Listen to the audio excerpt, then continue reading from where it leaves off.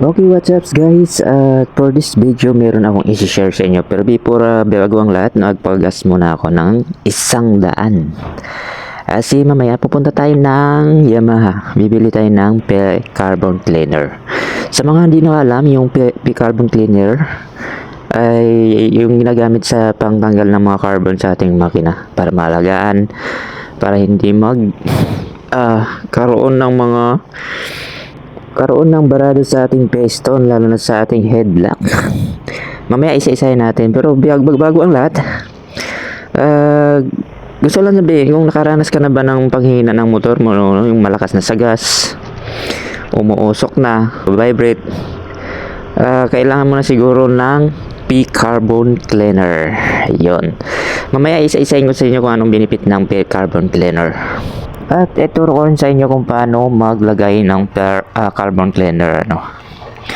Sa mga hindi pa nakasubok, try nyo subukan at maramdaman nyo yung performance ng motor nyo pag meron kayong carbon cleaner na nilalagay. Ito yung motor natin ay magto 2 years pa lang, pero naglalagay na ako nito, no? Para maiwasan natin yung bara ng carbon sa ating piston. So ituro ko sa inyo kung anong benefits ng paglagay ng P-Carbon Cleaner. So intake and exhaust valves, yun. Pag natanggal dyan yung mga dumidikit na mga carbon, yun ang una na benefits ng P-Carbon Cleaner. Tapos sa pangalawa, pupunta tayo kung anong benefits nito. Nililinis yung combustion chamber. Yun, yung pinaka-block niya. Nililinis ng carbon cleaner, di ba?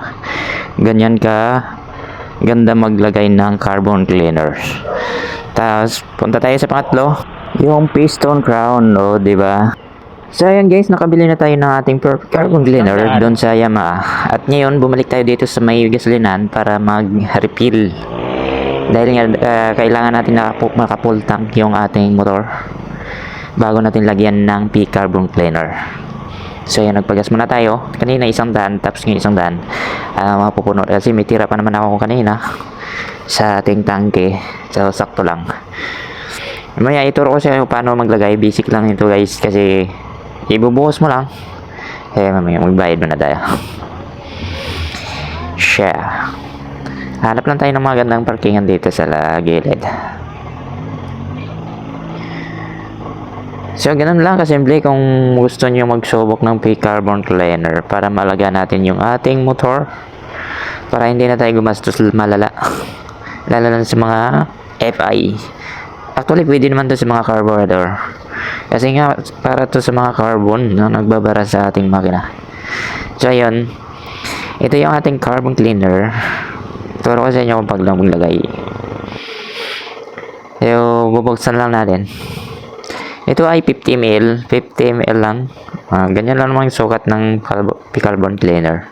Ganito ba yung itsura pag bumili kayo sa Yamaha Love P-Carbon Cleaner. Yan, bubuksan natin para makita nyo kung paano nilalagay. Alam ko sa lahat ng mga gasolinan meron ng halo na carbon cleaner. Ngayon, sabi nga ng iba, sayang ng gastos. Ay sayang daw pera kapag naglalagay ganito. Bakit alam mo ba lahat ng meron ng ganito? Hindi mo naman sure na lahat ng gasolinan meron ganito, yan, di ba?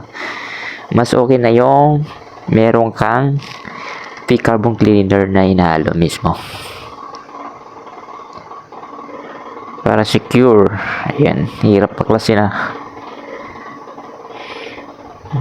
Matigas yung dulo niyang nakasilyado. So ayan, yun na, bukas na, ilalagay na natin. Yan lang kadali guys paglagay ng P-Carbon Cleaner. Balihalo mo lang, pultang mo lang yung huwag naman masyadong mapuno yung tama lang. Tapos lagyan mo ng P-Carbon Cleaner. Sakto yun. Yan yung nadalas kong ginagawa. Ramdaman talaga yung performance ng motor mo na nagbago.